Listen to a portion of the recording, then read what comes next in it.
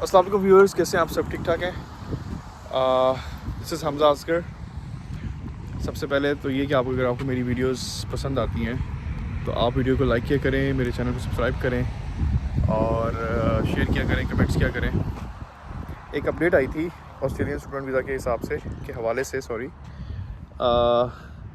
तो I will be discussing that update in this video. Basically ministerial update आई है 111 और ये बेसिकली इस अपडेट से हुआ ये है कि जो ऑस्ट्रेलियन स्टूडेंट वीज़ा प्रोसेसिंग है उसको उन्होंने डिवाइड कर दिया है दो कैटेगरीज़ में। अब वो कैटेगरीज़ क्या हैं? वो हैं जी हाई प्रायोरिटी और स्टैंडर्ड प्रायोरिटी कह लो आप, ये स्टैंडर्ड प्रोसेसिंग कह लो, हाई प्रायोरिटी प्रोसेसिंग कह लो और स्टैंडर्ड प्रायोरिटी प्रोसेसिंग कर लो या स्टैंडर्ड प्रोसेसिंग कर लो। अब ये हुआ किस तरह से है कि इन्होंने ना जो नंबर ऑफ़ स्टूडेंट वीज़ा है उसको इन्होंने मतलब रिलेट कर दिया है कि कौन सी यूनिवर्सिटी के पास कितनी एलोकेशन है सीट्स की।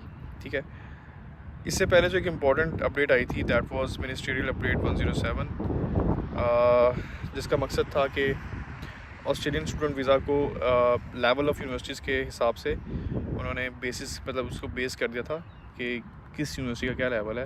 अगर लेवल 1 यूनिवर्सिटी है तो उसकी जो वीज़ाज़ थे वो जल्दी आ रहे थे, लेवल 2 के थोड़े स्लो आ रहे थे और लेवल 3 के भी उस हिसाब से, तो उनकी प्रायोरिटी जो थी वो लेवल्स पे बेस्ड थी।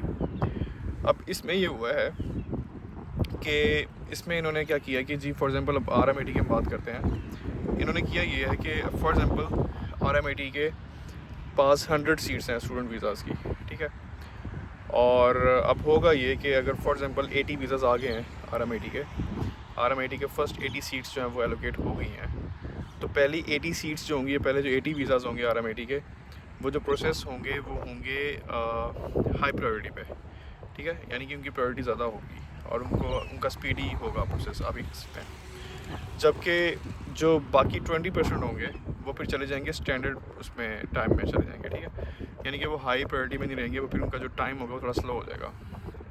ठीक है, तो अब इस तरह से कैटेगरी बन गई और इन्होंने इस तरह से उसको कर दिया। अब इसके इफ़ेक्ट्स क्या हैं? इसके इफ़ेक्ट्स काफ़ी ब्रॉड हैं अगर देखा जाए तो। मुझे लगता है कि ये थोड़ा सा मतलब कंफ्यूज्ड भी हैं खुद भी ना, मतलब ये थोड़ी सी अगर देखा जाए तो थोड़ा सा कॉम्प्लिकेटेड है। कॉम्प्लिकेटेड इस तरह से है कि कंसल्टेंट्स के लिए भी कॉम्प्लिकेटेड बना दिया इन्होंने, स्टूडेंट्स के लिए भी कॉम्प्लिकेटेड बना दिया, और इन्होंने फिर जो है वो अपने आप के लिए इमिग्रेशन के लिए भी इन्होंने थोड़ा सा कंफ्यूजिंग कर दिया कि उनको एक मतलब पेन और पेपर लेके उनको स्टूडेंट वीज़ाज़ देना पड़ेंगे और उनको देखना पड़ेगा कि हमने कितने वीज़ाज़ दे दिए हैं किस यूनिवर्सिटी को, तो उस हिसाब से फिर ये मतलब आगे जो नेक्स्ट यूनिवर्सिटी होगी ये उसको फिर कैटर करेंगे। इसी तरह कंसल्टेंट्स अगर हैं तो वो भी देखेंगे पहले कि फॉर एग्ज़ाम्पल कुछ स्टूडेंट्स आए हैं तो उन्होंने RMAT में उसको रेफ़र कर दिया या उनको लाटरी में रेफ़र कर दिया या उनको मर्डॉक में रेफ़र कर दिया, तो वो देखेंगे कि हमने कितने स्टूडेंट्स जो हैं वो कर दिए हैं, तो हमने नेक्स्ट स्टूडेंट्स को किस यूनिवर्सिटी के पास रेफ़र करना है।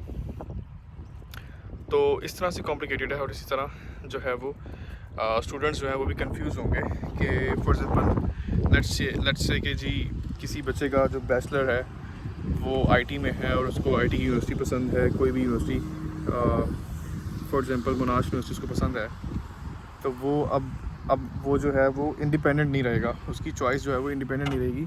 उसकी चॉइस उसकी जो चॉइस होगी वो डिपेंड मतलब उसको देखना पड़ेगा कि यार आया मतलब मैं इस यूनिवर्सिटी में अप्लाई कर सकता हूँ कि नहीं। क्यों? क्योंकि अगर मोनाश की पहले से ही वो प्रोसेस हो चुकी होंगी तो वो थोड़ा सा घबराएगा अप्लाई करते हुए। तो कहने का मकसद ये है कि ये थोड़ा सा नेगेटिवली मुझे इसके पॉजिटिव आउटकम्स इतने ज़्यादा लग नहीं रहे, मुझे ज़्यादा इसके नेगेटिव और इसके जो है ना वो कॉम्प्लिकेशन ज़्यादा नज़र आ रही हैं इस डायरेक्शन में।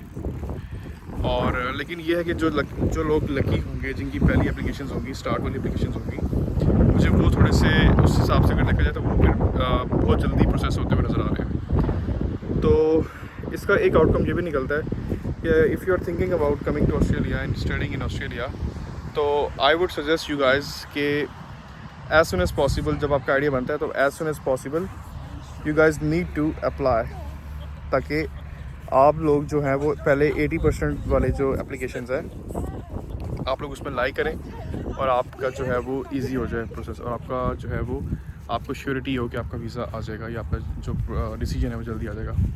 बेसिकली ये डिसीजन के लिए है, ये this is not for like कि आपका वीज़ा आएगा ही आएगा।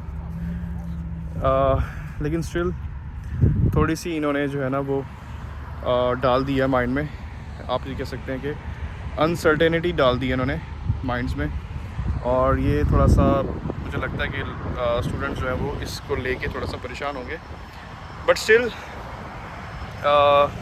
मैं हमेशा से ही कहता हूँ कि आप स्टे पॉजिटिव, ये अपडेट्स आती रहती हैं, और अगर इसमें कुछ सेंसलेस हुआ या फ्लॉज हुए तो ये खुद ही इसको अपडेट कर देंगे और इसको वो कर देंगे।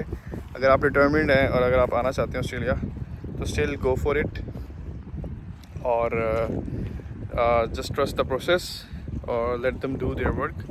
इतना ना सोचें कि जी आप फिर ये है कि आप अप्लाई करना ही छोड़ दें। अप्लाई करें लेकिन एज सुन एज पॉसिबल करें।